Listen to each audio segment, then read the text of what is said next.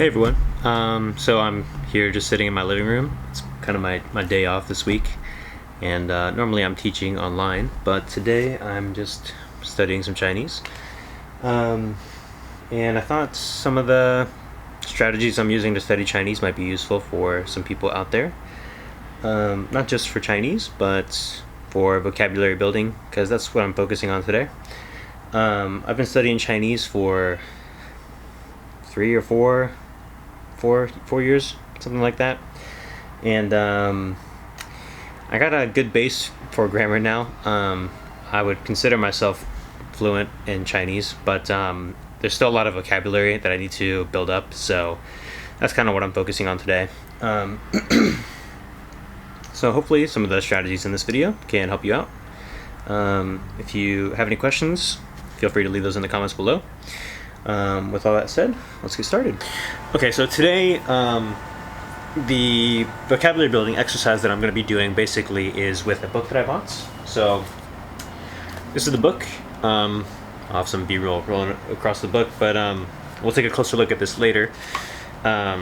Basically, what I'm going to do is read through this book. I've already gone through about 3 pages of it, and as I go through, I will highlight words that I don't know, or words that I'm not 100% familiar with.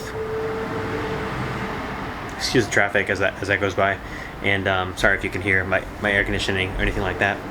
Anyways, when I find a word that I don't know or I'm not 100% familiar with, I usually will just highlight it, and I'll continue to read through the whole page. And after that, I will take this notebook and I'll write down, the Chinese word, the words that I don't know, and after that I will look up the words in the dictionary. Now, the dictionary that I use is on my phone. It's called Pleco. I totally recommend it if you're looking for a Chinese dictionary.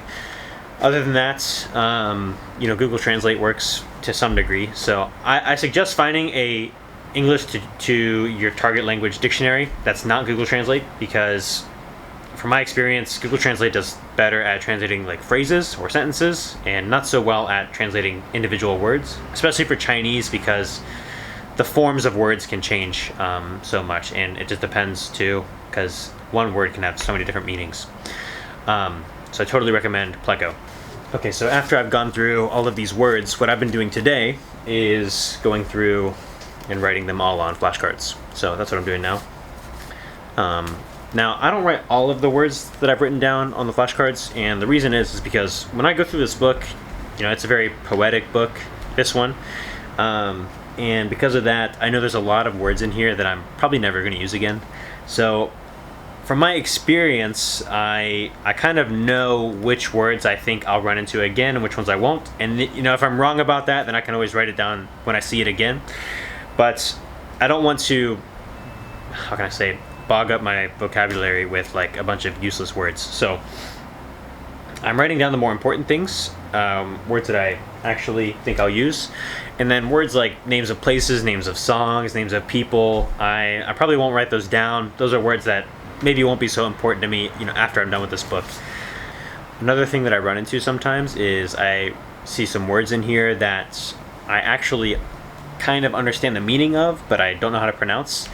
And this is kind of something that you run into with Chinese, because it's a language with characters instead of an alphabet. And sometimes, based on what we call it, radicals, or the parts of the character, I can guess what it means, or it can become familiar to me. So I recognize the shape, the structure of this character, and I know the meaning, but maybe I just forgot how to pronounce it. Or other times, I know the structure of the pronunciation, but I forget the tone, because Chinese is a tonal language. So I'll write those down as well, just to reinforce vocabulary. So not only am I building new vocabulary, but I'm also reinforcing some old vocabulary that I've learned before. Now, so far, this is pretty traditional, I think. What I suggest you focus most of your time on is not writing down the definition of words that you don't know. Actually, I think the most important thing is to use the words that you know. So there are a few ways you can do this. Now, what's most useful for me is to say them whenever I see something that reminds me of these words in daily life. On top of using them in my daily life, actually writing down sentences. So writing Chinese is probably one of the most difficult parts of Chinese for me. Speaking it is not so hard, and listening to it's not so bad, but reading and writing can be very difficult sometimes. So for me, I will write sentences down.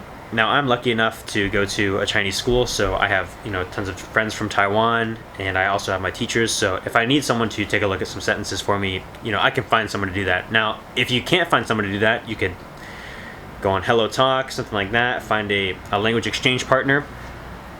Now, if you still can't find somebody, or you don't really want to talk to anybody, then another tool you can use is just search up the character or the word that you're trying to learn in your target language, and then in your target language write make a sentence. So in Chinese, that's 造句.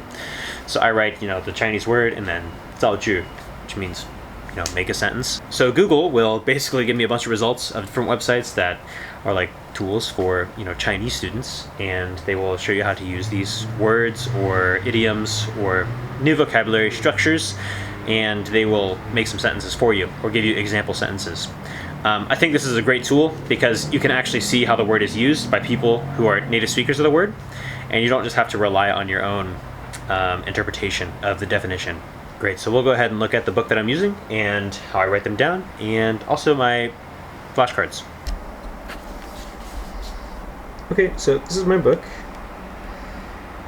On this page, there's 1, 2, 3, 4, 5, 6, 7. This is kind of 8, really.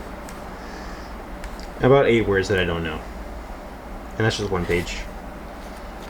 And let's take a look at the second page too. So, let's see, 1, 2, 3, 4, 5, 6, 7, 8, 9, 10, 11, 12, 13. Okay, I can recognize these are names of songs. And this is the name of a person. So I don't really count those. So I would count 1, 2, 3, 4, 5, 6, 7, 8, 9, 10, 11, 12. Something like that. And I'm only on the third page. And I've written down the words over here, but I haven't highlighted them in the book yet. And that's not something you need to do. Yeah, this is the book. Alright, so next we'll talk about my flashcards. Now, there's not really a science to these. It's pretty simple. I just write down the Chinese word on one side, and it doesn't have to be perfect. It just has to be legible. Now, if you're just starting with Chinese or a new alphabet, then you might want to, make sure it's nice and neat. But, this is legible to me. I can write this down again. And then I write the pronunciation on top because it's a different alphabet, and then the definition. And sometimes I write the parts of speech if it's changeable, if it's different from the English. Now, I hope this isn't the case, but if you speak Chinese, you might have noticed in this journal, hey, there are 1 or 2 words you got wrong. That's probably true. Now, that's the reason I use sentences. So, usually if I get a word wrong, and this is just from my experience, if I get a word wrong in Chinese, it's usually I translated it into a noun when it should have been an adjective, or an adjective when it should have been a verb, or basically I got the form of the word wrong. Now, that's what sentences are for. When you look up example sentences, you'll also see which way native speakers use this word. To me, that's going to be the most helpful part of this vocabulary building exercise. Now, I think reading is a great exercise because it's a real native speaker writing down something in their native language. And it's the best tool to find how words are actually used. It's not like a textbook where sometimes you just see a few example sentences. Here, it's actually somebody really using the word. If you guys have any tips or questions about my strategy or other strategies for learning vocabulary, please leave them in the comments. I'd love to read those. If you're new to the channel, please give me a like or a comment, or tell me how I can improve my videos, something like that. Follow me on my social media. It's going to be in the description below. Other than that, I will see you in the next video. Thanks.